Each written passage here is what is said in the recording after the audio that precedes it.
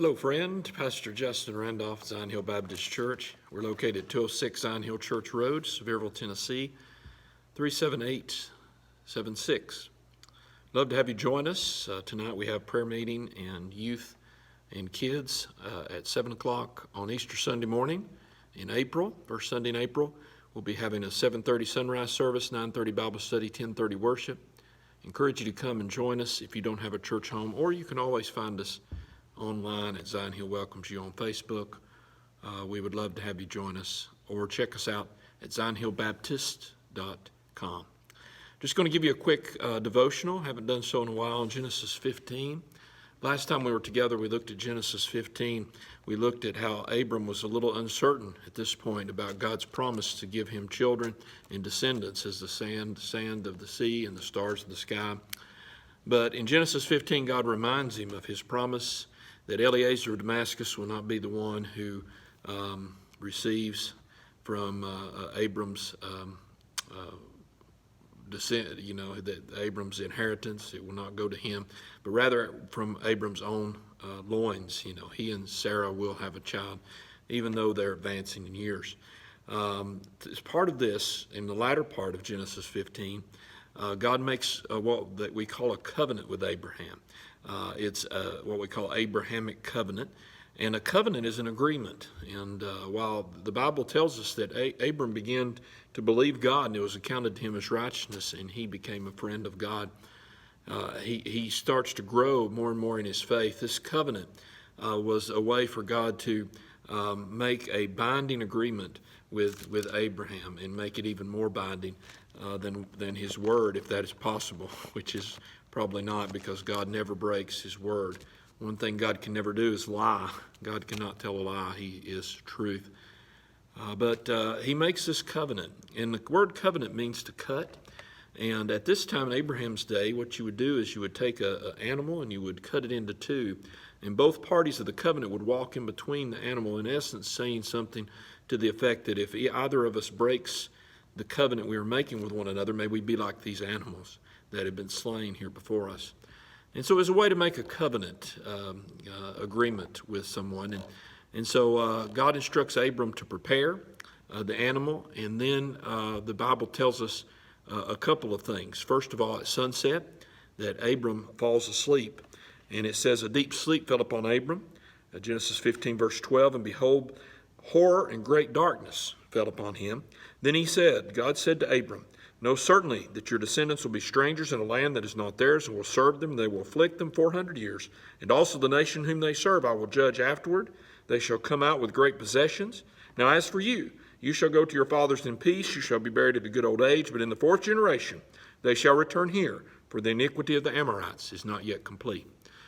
What God says first is, Abram, it's going to take a process. We're going to have to climb the mountain before we reach the summit. We're going to have to scale the wall before we go over it. We're going to have to swim the channel. We're going to have to run the race before we reach the finish line. In other words, friends, when God promises you something, it doesn't mean it's going to be an easy road. Some difficulties are going to come. And because the Amorite sin was not yet complete, and because God was going to show up and show out in Egypt, and because God was wanting to teach the Israelites more about him and prepare them for the way ahead, there was going to be a period of time, in fact 400 years, where they were going to be enslaved in Egypt, and then God was going to miraculously, gloriously bring them out in what we call the Exodus. Exodus chapter 12, we read about this event.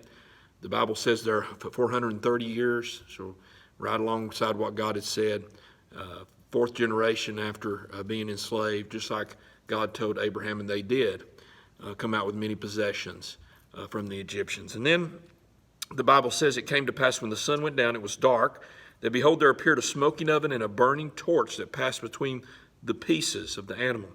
On the same day, the Lord made a covenant with Abram, saying. So what happens here is we see God represented by the smoking oven and the burning torch. Light and fire often represents God, and God moves between the pieces, sealing the covenant that he's about to make with Abram. But one thing we notice, Abram never goes between the pieces himself. Why is this significant? Because this covenant that God was making was an unconditional covenant. It depended not on Abraham at all. God was going to fulfill it based upon his promise, and he certainly intends to.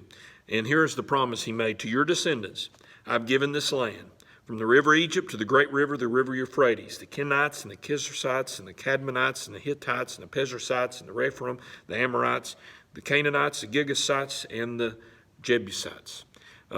This land, when you take a look at it on a map, it's about 300,000 square miles. Now, what's significant about that is at no time in Israel's history have they occupied all of this land, but yet God promised it to them, and they will. When will they?